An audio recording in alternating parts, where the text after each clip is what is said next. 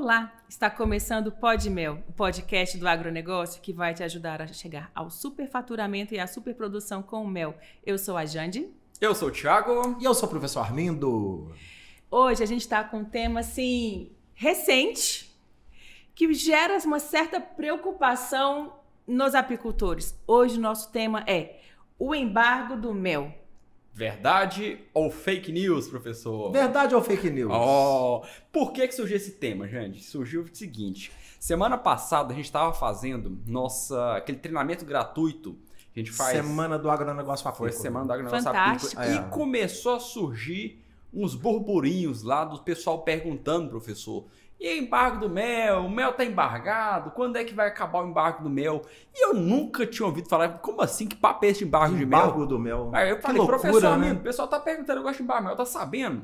O professor Armindo, não, esse povo tá com Tá conversa. inventando moda. E surgiu, e até ontem, professor, nossa, a gente fez ontem uma live, ontem à noite, e o pessoal perguntou, teve um colega que perguntou sobre questão, quando é que vai acabar o embargo do mel? Embargo do mel. Aí eu falei, não, professor, Eu vamos fiquei levantar botando esse a mão na podcast. cabeça assim, meu Deus do céu, de onde que esse povo tá tirando isso? Mas Eu ainda pesquisei, né? foi, Eu professor. ainda fui no... Gente, deixa eu pesquisar aqui. Não é possível só Será eu que não eu tô estou tão sabendo. desinformado? Será que eu que tô tão informado de tudo, nessa eu boiei, né? Pesquisei lá, embargo Passou. do mel do Brasil. Aí saiu muita coisa realmente de embargo do mel. Mas antes de falar Mas o sobre embargo isso, antes de falar sobre isso, professor, tem recado importante. Recado importante. Matrículas abertas, professor. Estamos com matrículas Estamos com abertas matrículas só abertas, até exato. amanhã. Só até amanhã. Amanhã é feriado. Isso. Sexta-feira santa, sexta-feira da paixão. Mas é o último momento, a última data para você entrar para a escola de apicultura com R$1.000 de desconto.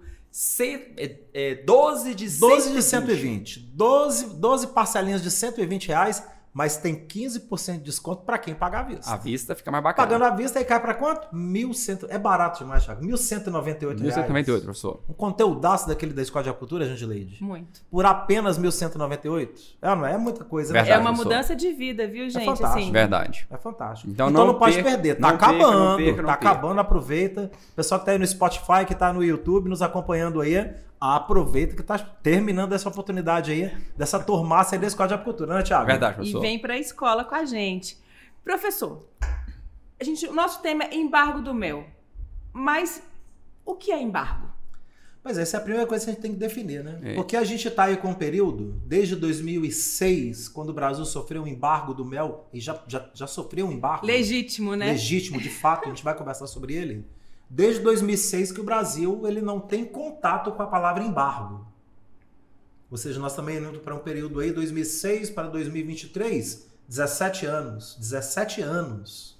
Desde que o Brasil sofreu o embargo do mel. Naquela época foi terrível a questão do embargo. E necessária? Nós vamos chegar lá. Para a gente entender o que é a palavra embargo... Deixa eu a gente só tem fazer que uma adenda compreender. aqui, professor. Manda brasa. O embargo é uma palavra muito usada, sabe aonde? No juridiquês. Sim. Eu sou advogado e fala muito dos embargos. Sim. Tem um recurso, entre aspas, que é um remédio jurídico, que a gente chama de embargo. O que é o embargo? É uma petição que você atravessa no processo, na época, no momento o juiz dá uma sentença, ainda está correndo um prazo. Quando você quer que suspende aquele prazo, você entra com embargo. Então, o embargo é um remédio jurídico que você entra para poder suspender um prazo. Então, você bloqueia. Você para o prazo, bloqueia o prazo, para tudo. Aí Ou seja, você pra poder analisar, paralisar, para poder exatamente, paralisar, poder pra poder analisar paralisar. aquele embargo, para analisar aquele embargo, para só depois recomeçar o prazo para a sentença. Para o processo. Exatamente. Isso, para o processo, para tudo, embargo para tudo. E não é diferente também no mundo da cadeia de produtos de origem vegetal e animal. Não é diferente. Só que você não tem só embargos sanitários, que é o que o pessoal se refere, no caso, ao mel, A gente ouve muito ou se isso. refere à carne, aos pescados e a outros alimentos. Você tem também os embargos econômicos. Era muito comum, nos anos 70, nos anos 80, quando você não tinha um mercado ainda tão aberto quanto é hoje, que hoje o mundo ele comercializa com o mundo inteiro. Todo mundo compra de todo mundo e todo mundo vende para todo mundo. As facilidades do digital. Só que ali nos anos 70, nos anos 80, era muito comum você ter o quê? Você ter os embargos econômicos. O que era o embargo econômico? Você tinha as grandes potências do primeiro mundo, quando ele realizava compras de produtos dos países de terceiro mundo, naquela época ainda havia a ideia dos países de primeiro, segundo e terceiro mundo, hoje acabou, isso caiu por terra. É. Hoje você tem países em desenvolvimento e países subdesenvolvidos, e os países de primeiro mundo. Mas naquela época era países desenvolvidos. Naquela época era país de primeiro, segundo, terceiro mundo. Quando o país de primeiro mundo ele comprava produtos do país de terceiro mundo, aquele produto que vinha do país de terceiro mundo, ele vinha mais barato. E ele vinha mais barato mesmo, porque era país de economia menor, com uma mão de obra muito barata. Então o produto ele chegava muito barato no país de primeiro mundo. Produto de qualidade, mas que vinha de um processo de produção muito barato. Então você tinha os países de primeiro mundo colocando e impondo embargos econômicos àquele produto. Olha, esse produto ele pode entrar aqui no país de primeiro mundo, mas nós vamos sobretaxar esse produto em 150% para ele poder entrar no mesmo preço de mercado do nosso mercado aqui do país de primeiro mundo. Então aquilo tornava o produto daquele país do terceiro mundo sem competitividade. Isso acontecia demais com os Estados Unidos. Os Estados Unidos sempre foi campeão para poder impor embargo econômico a isso. Quando entraram as leis de mercado livre, as leis de livre mercado, os mercados globais, a globalização, que foi tão falado nos anos 90 e no princípio dos anos 2000, que caíram essa ideia dos embargos econômicos, hoje não existe mais, praticamente os países não impõem mais isso. É livre mercado mesmo no mundo inteiro? Tem alguns países que tem, Venezuela, Nicarágua, tem embargo, Cuba. Mas aí são mais embargos políticos do que econômicos. Mas chega a ser econômico, é proibido comercializar com a Venezuela. É proibido comercializar. Mas a razão é qual? Não é proteção do mercado. Política. É política. Quando você tinha um embargo econômico, era proteção do mercado. Ali não, ali nós estamos falando de um embargo político. Não, você não compra de Cuba, porque se você comprar de Cuba, eu imponho também um embargo a você por ter comprado de Cuba, ou da Venezuela, ou da Nicarágua, ou da Coreia do Norte. É um embargo econômico por motivos políticos. Por motivos políticos, né? Exatamente. Então isso aí é o que sobrou ainda. Mas um embargo econômico no sentido de impor restrições àquele produto realmente não existe mais. O que o mercado substituiu, então? O mercado substituiu, para não impor embargos econômicos, a gente tem que encontrar um meio de proteger os nossos mercados. Então eles começaram a trabalhar os embargos sanitários. E os embargos sanitários é que vieram substituir os embargos econômicos no sentido do controle dos produtos que entram nos países desenvolvidos. No caso dos produtos de origem animal, o mel, a carne, os ovos, o pescado e o leite. Esses 5 produtos hoje, eles obedecem à lei do Codex Alimentar das Nações Unidas. Então existe hoje uma legislação internacional para produtos de origem animal. Até 2050, é a intenção das Nações Unidas substituir todas as legislações de cada país sanitárias pelas leis do Codex Alimentários. O Brasil é signatário dela há muitos anos. No tempo do Fernando Collor de Mello ainda, o Brasil ele se tornou signatário das Nações Unidas para o Codex Alimentários.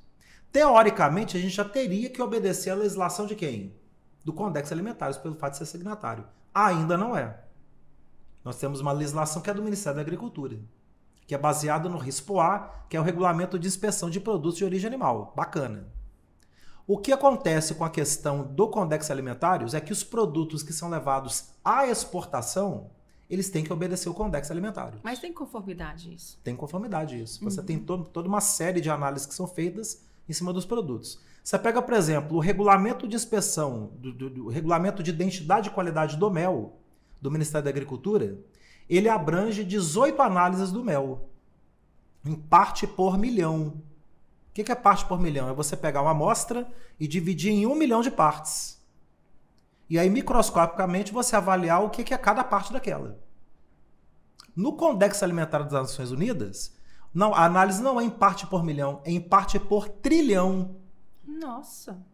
Então você aumenta o grau de observação daquele alimento em 1000 vezes. São quantas análises? Quantos? E são 176 análises. Então são 176 elementos... Elementos que são observados em partes por trilhão. Então você pegar uma amostra de mel e dividir em 1 trilhão de partes. Vamos ver o que é cada parte dessa. Então ali em 2006 foi quando o Brasil ele sofreu um embargo sanitário ao mel. Como é que foi isso, professor? Pois é, como que isso aconteceu? Isso aconteceu inicialmente, o governo brasileiro ele estava postergando a adoção dos sistemas de controle de qualidade dos produtos para exportação. O que é esse controle de qualidade? É esse conjunto de análises do Codex Alimentários, de 176 análises em parte por trilhão. O Brasil fazia 16, 20, 25 análises em parte por milhão. Ou seja, não via nada. Não via nada. Bem superficial. Muito superficial, muito fraco. O que decorre disso? O Brasil começou a receber notificações da União Europeia e dos Estados Unidos. Olha, vocês não estão fazendo controle de qualidade. Regulariza isso aí. Vocês estão mandando exportação de produto e o Ministério da Agricultura de vocês não está realizando análises oficiais, porque não basta análise do entreposto, tem que ser análise do governo. O governo atestando que o produto tem qualidade. O entreposto ele já fazia exportação, mandando com análise do entreposto, pago caro pelo entreposto, mas não tem validade internacional. O que tem validade internacional é a análise feita pelo governo. Então o Brasil ele recebeu 8 notificações seguidas, uma atrás da outra, no espaço de 3 anos. Mas chegou a ter notificação por contaminação mesmo? Não, por contaminação teve a última. Eu vou chegar tá. lá. 8 foi pela falta do controle de qualidade. Isso aconteceu entre 2003 e 2006. Quando chegou 2006, houve um fato que foi a gota d'água. Um grupo de apicultores no sul de Minas, que é uma região de produção de própolis, o pessoal começou a efetuar alimentação com glicose de milho nas abelhas, que é um produto que eles chamam na indústria de gludex. Esse gludex ele é muito usado pela indústria alimentícia, pela indústria de biscoitos, pelo pessoal que trabalha com massas e tudo mais, na composição dos alimentos. Eles usam gludex. O que decorre disso é o quê? É que o gludex, no caso da abelha, ele pode gerar um efeito residual no mel. Na própolis não tinha nada. Como o mel naquela época estava muito forte a exportação dele em 2006, o Brasil começou a exportar oficialmente em 2002, em 2006 ele atingiu um patamar muito alto de exportação, eles estavam pagando muito bem no preço do mel. E aí teve apicultor que fazendo aquele jeitinho, vamos dar uma batizada aqui para poder aumentar o volume desse mel? Nossa. E aí teve um lote de mel que saiu do sul de Minas que veio contaminado com gludex. Qual substância? Ácido tartárico. E esse ácido tartárico, em decorrência desse mel, dessa alimentação que foi feita com esse gludex. Com a glucose do milho. Com a glucose do milho.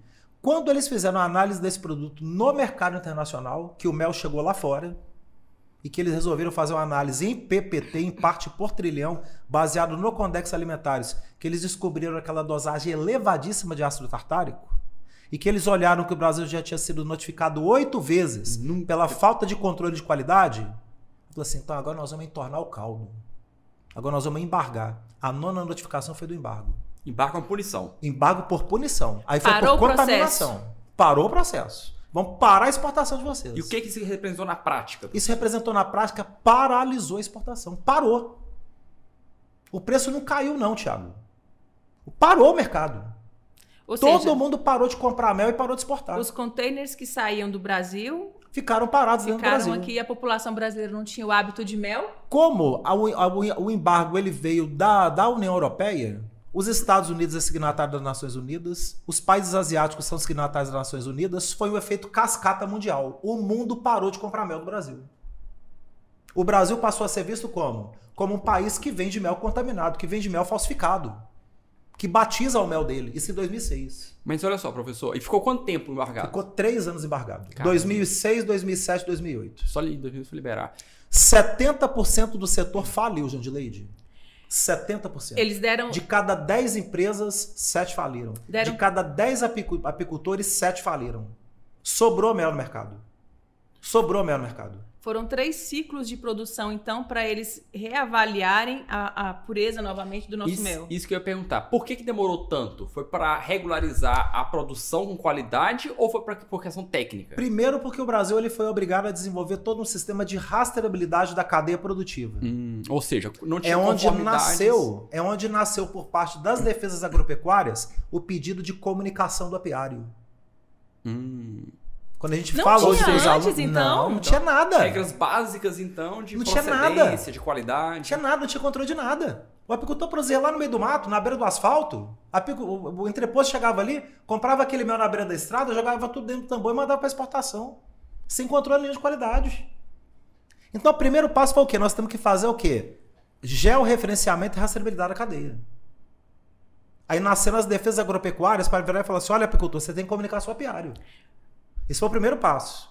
O segundo passo foi qual? O segundo passo foi negociar com a União Europeia as metodologias de análise Porque Aprender. o Brasil também não detinha essa metodologia, ele não sabia. Não tinha tecnologia O pra Brasil isso. era analfabeto no processo de análise de produtos de origem animal até 2006. Não foi só mel que foi embargado, não. O mel foi embargado, a carne foi embargada, o leite foi embargado, o pescado foi embargado, o porco foi embargado, toda a cadeia de origem animal foi embargada em 2006. As que saíram rápido foi a carne e o leite. Com 8 meses já estava desembargado. O Brasil Peraí. levou 3 anos. 8 meses foi rápido, então. Rápido. 8 meses foi muito rápido. O Brasil levou 3 anos. O meu Pro levou meu. 3 anos. O mel levou 3 anos. Mas é porque, também, primeiro, porque a carne e o leite geram Nós uma estamos falando economia de uma muito cadeia mais muito, forte. exatamente. Organizada. E segundo, É. provavelmente tinha tecnologia muito mais avançada Muito também mais do avançado, que a mas também não apicultura. detinha. O Ministério também não detinha Já teve que implementar metodologia de tudo análise zero. para carne. O Ministério não sabia nada. Será, professor, se essa história desse embargo do mel tem alguma coisa a ver com essa história da vaca louca? Tem. E eu falei isso Foi bem recente. no podcast. E eu falei isso no podcast recente, falando que a questão do embargo que teve da carne, dessa vaca que apareceu no Pará, com vaca louca, né? Uma vaca fake news, uma vaca fake. Porque não tem como você ter uma vaca louca no Pará, comendo capim. Ela não viajou, ela não foi Vaca pra louca, Londres. ela dá o problema dela de como se fosse uma esclerose múltipla, porque ela estava comendo o que na Europa? Ela estava comendo o resto de animal. É. Eles estavam pegando resto de carne, resto de osso, resto de miúdo de animal, tava cozinhando aquilo tudo, triturando e fazendo uma farinha de resto de vaca para vaca comer. Isso contaminava. Isso contaminava. Então aquilo E gerou no ali Brasil um não tem processo tipo de- neurológico naquelas vacas que elas começavam a tremer. Aquele trem apavorante, é igual uma esclerose múltipla mesmo. E aí de repente aparece uma vaca tremendo no Pará. De repente, né? Falava Aí bem você essa. vaca louca, aí vem um doido lá, solta o trem na internet. E já embarga. assim. Soltou o trem na internet, nós estamos falando de internet. Em 2 horas o mundo inteiro estava dizendo que tinha uma vaca louca no Brasil. Com 6 horas o Brasil teve embargado. A China embargou. Mas foi um embargo assim meio... Por que não... Foi um embargo porque eles têm que fazer isso mesmo. Porque O nem Codex mudou. Alimentares ele determina isso. Aham. Ele determina isso. A menor suspeita você embarga. É questão de protocolo, né? É protocolo. Segurança O risco mesmo. é segurança alimentar mesmo. Porque na prática a gente não viu, não questão de preço no supermercado Não não mudou, teve. questão de... Não teve. Rapidamente já caiu o embargo também, semana passada É, já voltou porque normal. logo eles mostraram que era impossível haver. Inclusive, nós tivemos um podcast que nós tivemos também com o Sebastião Parreira, foi recente aqui, ele é especialista do agro, né? E ele falou, isso foi uma vaca velha que eles estavam mantendo no rebanho. A vaca velha, como qualquer pessoa idosa, ela vai perdendo os movimentos.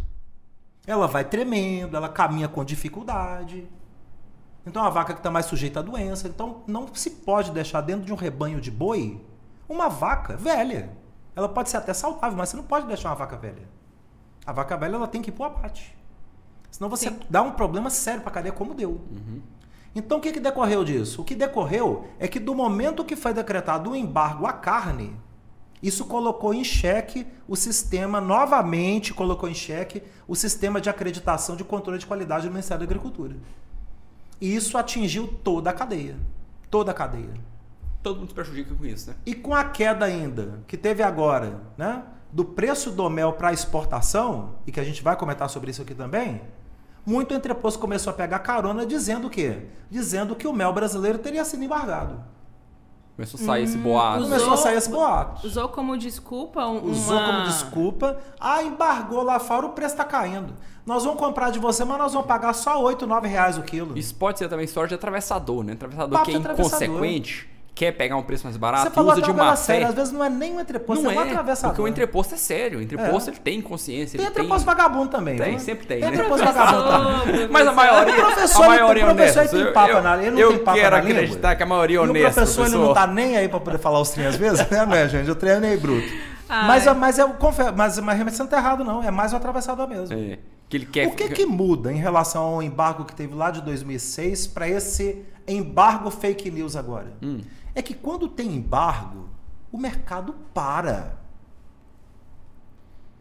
O apicultor não sabe o que é embargo, ele não estuda o que é embargo, ele não entende o que é mercado, ele não estuda mercado internacional, ele só entende de entregar o mel para lá e dinheiro para cá. E não está nem aí para entender como é que funciona o mercado. Sim. Quando você tem um embargo, o mercado para. Embargou, está proibido exportar. O entreposto para de comprar. O que nós estamos tendo agora é uma baixa do preço do mel, por situações que nós vamos citar aqui também, mas que não tem nada a ver com embargo. Esse é o ponto também, professor, que ontem na live o colega perguntou pra gente, falou que o preço estava muito barato, acho que estava R$10 o preço do mel. E quando é que ia acabar o embargo para esse preço melhorar? Absurdo. Então, associar uma coisa a outra, né? Como se a queda do preço fosse originada de um embargo. Se fosse um embargo, não estariam pagando era nada. O preço era zero, não era nem... O preço era zero. Não, meu amigo, eu estou comprando não. Não tem mercado, não tem para quem vender. Não tem mercado, não tem para quem vender. Então os apicultores não compreenderam isso. O grau de ignorância do apicultor, do caixoteiro, o grau de ignorância do caixoteiro é que leva a esse tipo de informação que afeta a cadeia como um todo. E assim, a pessoa absorve, recebe essa informação, não entende ela e já vai multiplicando, né? Vai fazendo aquele efeito. E dando ainda a opinião dele.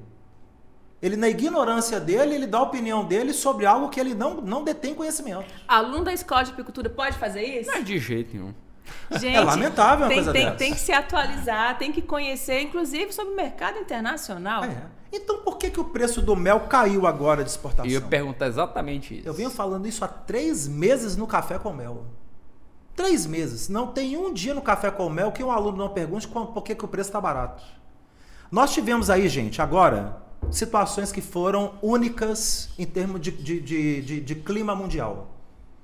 Nós estamos saindo aí agora, e acabamos de sair aí de um período de verão que no hemisfério norte foi inverno. Quando é verão aqui, é inverno no hemisfério norte. Sim. Quando é primavera aqui, é outono no hemisfério norte e vice-versa. Quando é verão lá, é inverno aqui. Quando é primavera lá, é outono aqui. A gente está aqui agora na nossa estação de outono. Agora é primavera lá no hemisfério norte. Nós estamos vivendo a primavera lá agora. Mas o inverno que o hemisfério norte viveu agora, ele foi similar de uma era glacial. Foi similar a uma era glacial. As temperaturas que determinadas regiões da Europa sofreram chegou a 60 graus negativos. Uma pessoa sair no meio da neve e congelar em 4 segundos. Ela morrer congelada em 4 segundos. Nossa. Ninguém tem noção que é isso. Ninguém tem noção que é isso. Nós estamos falando de uma mini era glacial e que não foi pontual, Thiago. Foi em todo o hemisfério norte. Um frio geral lá. Você pega, Jande, nevou no México.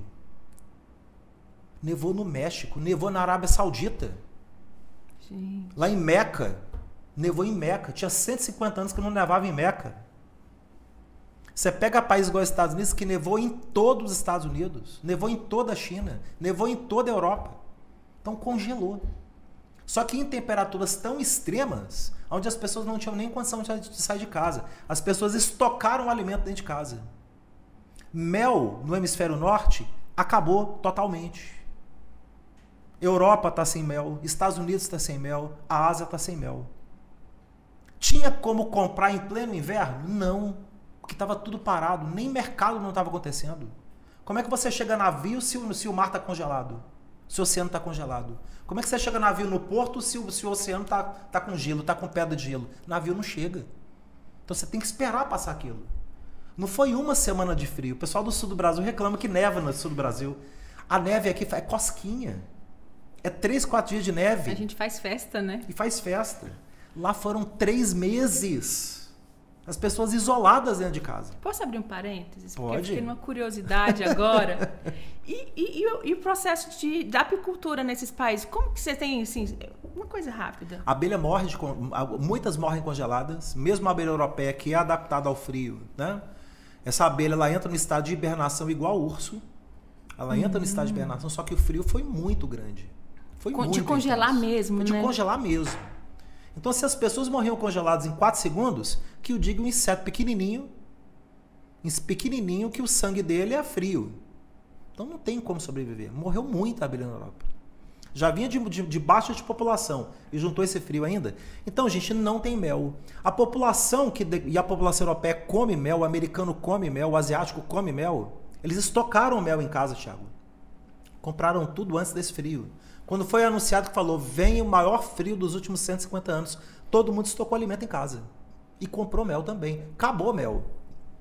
Mas não tinha como comprar. Historicamente, no outono e inverno do hemisfério norte, eles não compram mel. Porque É já o tem período estoque. de baixa de conta, porque já tem estoque. Eles fazem o estoque quando? Eles fazem o estoque na primavera, verão deles, que corresponde ao nosso outono e inverno.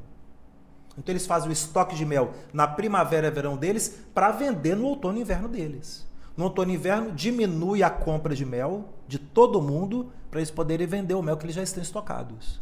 Então eles já tinham estocado mel no ano passado. Não é à toa que o ano passado foi um dos anos de maior volume de exportação de mel da história. Porque o próprio mercado já sabia que ia vir um frio. Verdade. Muito extremo. Tem até Compraram muito mel. Tem até um número cabuloso aí de que mais de 90% do mel brasileiro foi exportado. E foi né? mesmo. Nunca houve tanta exportação de mel como houve no ano de 2021-22. Foi muito mel. Muito mel. Então esse mel foi todo embora lá para fora e foi comprado pelo consumidor do hemisfério norte. E comeram o mel. Comeram todo. O mel é um produto que é quente por natureza, então o povo comeu muito mel. E Da agora energia, os entrepostos vão voltar a comprar.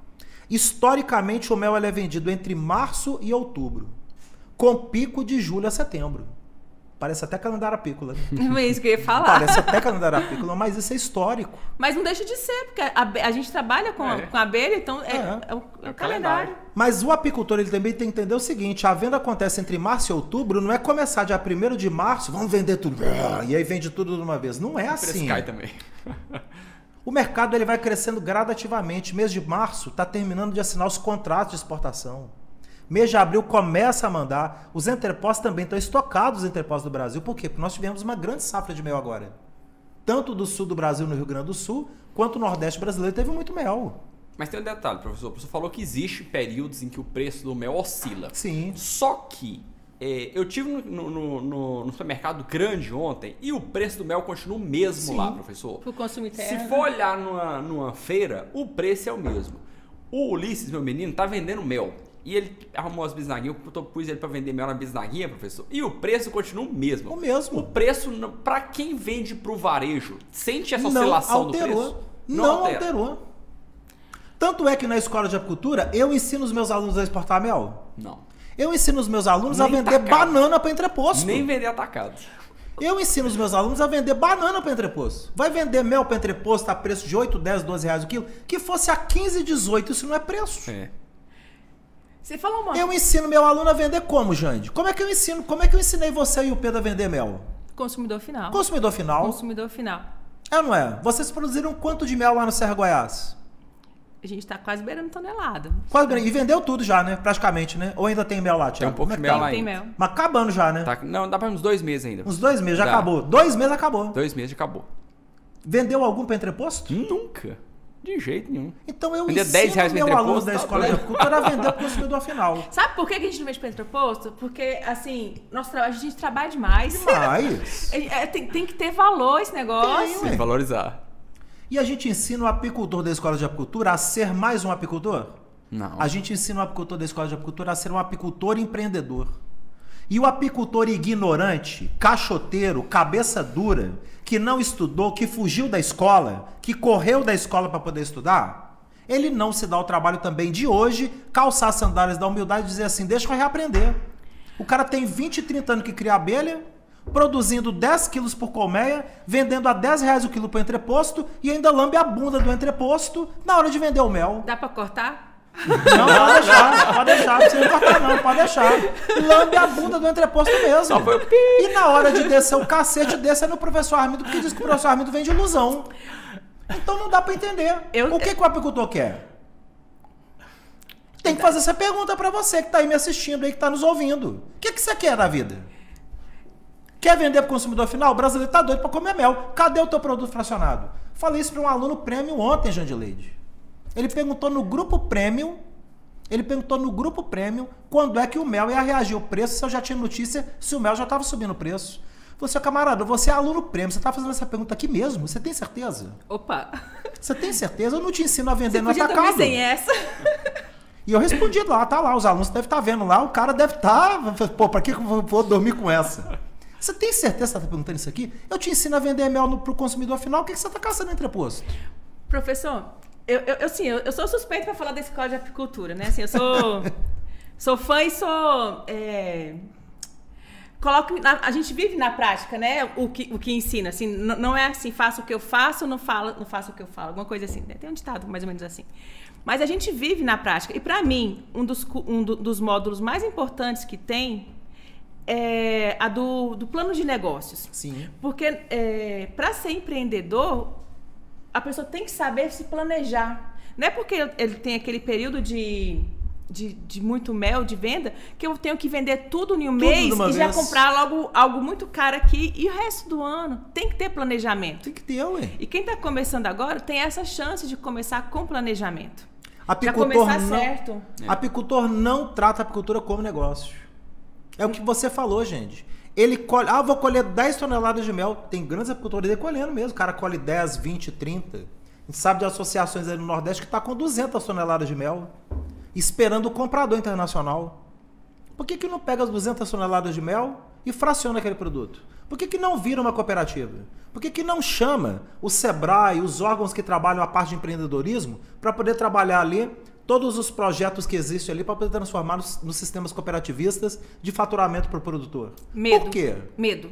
Medo ou ignorância? Preguiça. Preguiça. Olha um tanto de resposta. Porque é fácil, sabe, Jande? 200 toneladas de mel, você pensa 200 mil quilos de mel, a R$10 o quilo. Não tem trabalho nenhum. Nenhum. 200 mil quilos de mel a R$10 é 2 milhões. O cara entrega 200 mil quilos de mel, recebe 2 milhões de reais. Nossa, 2 milhões de reais por 200 mil quilos. Quando ele poderia estar vendendo ao consumidor final, chegando aí a 60, 70, 80 reais ou até mais, com mix de produtos. Faturar é 20 milhões, e aí ele se contenta com a rapa do bolo. Existe um bolo, já viu o bolo de aniversário? Sim. Que chega aquele bolão bacana, né? Mas agora tem lá Catarina, o Pedrinho, o Alvinho, os meninos, tudo. Que chega aquele bolão bonito, não é? Tá aquele bolão bacana, aquela cerejona lá em cima. Os meninos crescem o olho assim na cereja e ficam até olhando, né? A boca enche d'água, a cereja do bolo. Lá em casa dá briga pelo morango, morango do bolo. Olha bem. Qual que é a parte mais gostosa do bolo? O recheio.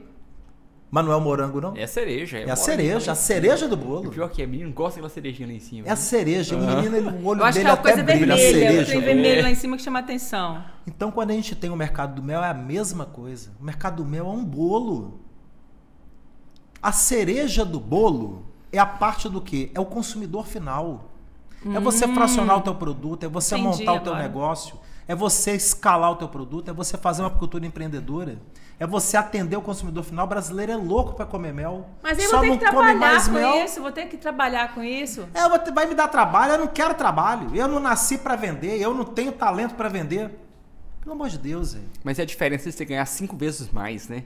Não é trabalhar 5 vezes mais, gente. É você trabalhar com inteligência para você ter um resultado. O trabalho é o mesmo, é isso que ter um resultado 5 vezes maior, 7 vezes maior. Você não tá vendendo a 10, tá vendendo por 70. E aí a gente descobre o quê? A gente descobre que o apicultor tá ali a 8, 10, o entreposto não deixou de comprar, alguns deixaram por quê? Porque estocou muito. Já tá fechando os contratos, vai começar a reexportar novamente. Alguns deixaram de comprar porque já estocou mesmo. Mas a maioria ainda está comprando. Você pega Prodaps aí, Minamel, a turma continua comprando mel. Porque tem espaço para estocar. Estocar muito. Estocar containers e mais containers de mel. Diferente da carne, diferente do ovo, diferente do peixe, né, exatamente, que é perecível. O mel não é perecível. Não é perecível. O agricultor, o apicultor trata mel como perecível. Eu colhi hoje, eu tenho que vender rapidão. Não, gente. Então, valoriza. O entreposto está estocando muito. E barato. Porque ele paga barato. Ele está estocando, comprando barato. O entreposto está rindo até o cano da orelha. Vendo o apicultor se degladiando aí, ele tá rindo da tua cara, o bocó. Falando de embargo. Falando de embargo, tá rindo da tua cara, besta. Ué. Podia estar lá com seus bisnaguinhas, tudo lá, vendendo. Entendeu? Devagar. Recebendo todo mês. E o brasileiro, ele não tem planejamento de vida. Não tem. Econômico. Não tem. Quem recebe 20 mil hoje, já quer trocar por um celular de 12. Gente do céu. E tem essa dificuldade também, que cabe até um outro podcast falar sobre isso, que é aquela situação que o apicultor vende o mel aqui R$100, vai lá e gasta R$100. Aí entra mais R$50, gasta R$50. Ele já torna na hora. R$200, gasta R$200. Não trata como empresa. Não trata como empresa. Ele continua tratando como subatividade. É a atividade para poder comprar o poste da cerca, pagar o salário do peão, comprar o celular ou comprar o pacote de arroz para ele comer no mês. Complementar a renda. Mas isso é uma deficiência nacional. Falta de É educação cultural mesmo, financeira. educação financeira. Mas está mudando. As crianças agora estão começando a ter educação financeira na escola. Voltando a ter, né? Voltando a ter. Porque nós tivemos. Eu não quero falar, mas eu não estou me aguentando. Nós tivemos. Na hora que você falou assim, lá nos tempos de 1980, 1970, eu falei, gente, que tempo que nós estamos? Professor, eu sou desse tempo e eu não sou da era... Eu sou tão jurássica assim. Mas nós não somos jurássicos. Gente! A gente faz parte da geração que vivenciou Lá a atrás. maior era de tecnologia da humanidade. Gente, só tem 40 anos que eu tô... A maior era de A gente tecnologia. fala, né, assim, A gente é da geração que viu a TV preto e branca chegar na internet que hoje comunica com o mundo inteiro. A gente fala com a pessoa pelo Smart celular. TV. Smart TV. Da TV preto e branco pra Smart TV. É uma coisa impressionante. A gente veio da TV preto e branca, tá aqui fazendo um podcast aqui que vai chegar hoje aí no Brasil todo e no mundo inteiro. No mundo. A pessoa com o celular, ela faz isso. Aliás, se os astronautas quiserem ver, eles vêm lá do espaço. Nós seríamos jurássicos se a gente tivesse criado uma repulsa a isso. Se a gente tivesse criado a repulsa a isso, a gente seria jurássicos. Muitos dos nossos pais são jurássicos. Gente, Muitos dos nossos pais são. Eles são. Eles são resistentes a isso. Nós não, nós somos jovens. A gente é jovem, a gente tá aqui esse final de bacana. semana eu cheguei no Eu colega... só já arrumei até cabelo, Thiago. Quanto dá pra tomar a conta? Tá nascendo cabelo de novo. Eu cheguei no colega da gente, né, lá, fui visitar meus pais, eu falei, nossa, e sua filha, como é que tá? Que eles mudaram da região deles. Ele falou assim, nossa, tá super bem, eles estão morando na área rural. Eu falei, mas e como que a fulana faz pra ir para os estudos dela? Uai, ela pega a caminhonete e vai. Eu falei assim, uai, ela já tem 18 anos? Jande, ela tá com 20. Eu falei assim, uai, eu tenho quantos? Minha filha, trem bruto. Eu já envelheci isso tudo. Eu me sinto tão jovem. Aí ele fala assim, embargo de 2006. Eu falei, gente, 2006 tá tão longe. Mas ao mesmo tempo tá tão... a gente viveu isso. Ontem. Mas, pra gente fechar essa questão aqui do embargo, a gente vê que, de fato, não é um fato, não é uma notícia real. Não é um fato, não existe, é fake news mesmo. Mas né? quem ganhou com essa notícia? Não tenha nenhuma dúvida, Thiago. Quem dá mais? Quem dá mais? É um entreposto. Então quer dizer que o entreposto que soltou essa notícia? Eu até acredito no que você falou mesmo, é mais o atravessador. O atravessador é um elemento mais perverso dessa cadeia toda. Porque o entreposto, ele paga um valor. Ele paga um valor X. O atravessador, ele trabalha como? Ele trabalha naquele ponto do mercado. Eu te pago a 9 e vendo para o entreposto a 10. Aí ele compra 100 mil quilos de mel, pagando a 9 e vendendo para o entreposto a 10. Ele faturou quanto? Ele faturou 100 mil reais. 100 mil nessa brincadeira. R$1 por quilo. Assim, de tudo sem que a gente fazer falou, nada. Sem fazer nada. É o mais perverso da cadeia. Pro apicultor, eu estou começando na apicultura agora ou eu já estou na apicultura? O embargo, ele não é uma preocupação nenhuma do apicultor, é uma preocupação de governo, na verdade, porque a gente, pelos conceitos que a gente chegou aqui, o embargo, na verdade, ele é uma preocupação a nível governamental. A nível governamental. É obediência à análise. Eu, como apicultora... Qual é o melhor mel do mundo, Jande? Do Brasil. Não? Qual que é o melhor mel do mundo, Thiago? É o meu mel, É o que passa na análise? Não sei. O que passa na análise. O melhor mel é o que passa na análise. É o que passa na análise. O Brasil hoje é o maior produtor de mel orgânico do mundo. Ninguém bate o Brasil nesse sentido. A gente produz mel em escala continental com característica orgânica e que é atestada pelo Codex Alimentário 176 análises. É atestado isso. O Brasil hoje ele adotou a metodologia que foi desenvolvida lá em 2008, quando ele foi desembargado. Nós temos uma das legislações mais rigorosas do mundo no que diz respeito ao produto que é mandado para exportação. A nível de mercado interno ainda não é, não. Mercado interno ainda carecemos ainda de controle de qualidade melhor. Muito melhor.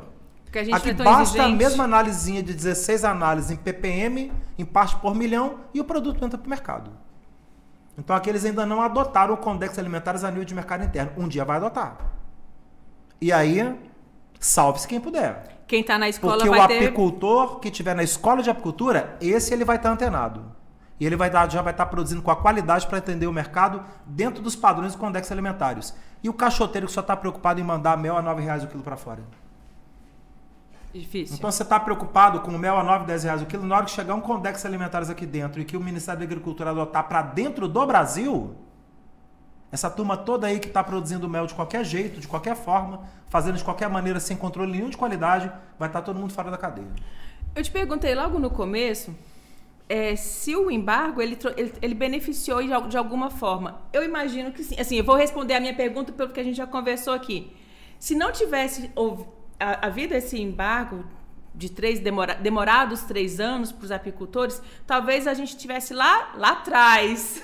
De novo, a linha do tempo, né? Sim. A gente precisa de um arroxo mesmo para funcionar. No Brasil tem que ter esses porradas. O Brasil, né? se ele não acordar, se ele não tomar cacetada, ele não avança. Teve né? que falir 70% de apiários. O terrível é porque o Brasil ele foi notificado 8 vezes. E não tomou as medidas. E as 8 vezes, o governo brasileiro da época, não preciso dizer o nome quem era, quem remonta a história e lembra quem era, pegou as notificações e engavetou. Porque foi o pior governo para a apicultura da época. A apicultura não era de todos interesse. Os tempos. Mas a gente vai mudar e colocar a apicultura no topo. topo. Foi o pior governo. É até tema de outro podcast, mas só vou pegar uma pontinha aqui. Quando desembargou o mel em 2008, todo mundo comemorou. Coincidiu com o Congresso Brasileiro de Apicultura lá de Aracaju. Eu estava lá em Aracaju. Quando foi desembargado, a turma recebeu a notícia no Congresso, cara. Por coincidência, foi uma festa. É a festa, hein? Só que junto com aquilo, teve uma outra medida do próprio Ministério da Agricultura, abrindo mão, sabe do quê? Dos méis compostos sendo registrados pelo Ministério da Agricultura. Mel com própolis e agrião, mel com própolis e guaco, mel com própolis e gengibre. Hoje, se você quiser fazer o registro com a erva medicinal mesmo, você tem que registrar na Anvisa. Como medicamento fitoterápico. Que paulado, hein? Então tirou o embargo de um lado, deu com uma mão, tirou com a outra. Nossa Senhora. Deu com uma mão, tirou com a outra. Então foi o pior governo para a apicultura, foi o governo daquela época. Quem é bom de história aí lembra qual foi o governo que era. Não precisa dizer qual, gente. Todo mundo no Google aí agora. Só pegar no Google para ver quem que era o presidente da época, com a sua equipe da época para ver. Foi o pior presidente, o pior governo que houve para a apicultura brasileira foi daquela época. Ainda bem que quem está na escola de apicultura não depende de governo. Não depende. Depende do mercado. O embargo do mel, ele é para fora. Existe embargo interno do mel, por exemplo? Não, interno não. Existe embargo interno no sentido... Existe. Existe? Para não dizer que existe o nome embargo, o nome não é usado como embargo. Ele é usado com o nome qual? Para você poder fechar aquela empresa e proibir a produção dela. Isso aconteceu com a Fugine agora em Santa Catarina. Uau! A Fugine ela foi embargada agora pelo Ministério da Agricultura, ela foi fechada, proibida de produzir, porque eles estavam usando matérias-primas vencidas na produção dos produtos. Eu até soltei essa nota dentro do Grupo Premium, remontando aos alunos para eles o seguinte, olha aqui, ó, olha o que a gente fala lá no curso CMC, sobre controle de qualidade e a importância dela, o que a Fugine está passando. E a Fugine é uma das marcas mais famosas de produtos cárneos, né? Coloca aí no mercado aí no Brasil todo. Está proibida de produzir. Chegou o fiscal do Ministério da Agricultura e encontrou lá produto vencido. Passou cadeado. Passou cadeado. Não, mas assim, é uma irresponsabilidade muito grande com a saúde pública.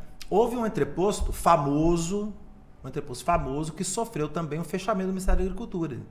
Depois eles readequaram todos os processos dele e agora eles vêm ganhando aí seguidas vezes a nível de Brasil como melhor mel do Brasil. Não a nível mundial, que é a Prodapes, a nível de Brasil, que é o pessoal dos Baldoni.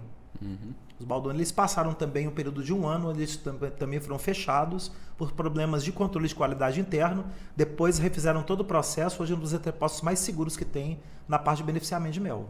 Então tem que ter cuidado com o controle de qualidade. Tem que ter cuidado com que você alimenta a abelha. A gente fala direto para o pessoal, cuidado com esses alimentos que vocês usam, usando transgênico.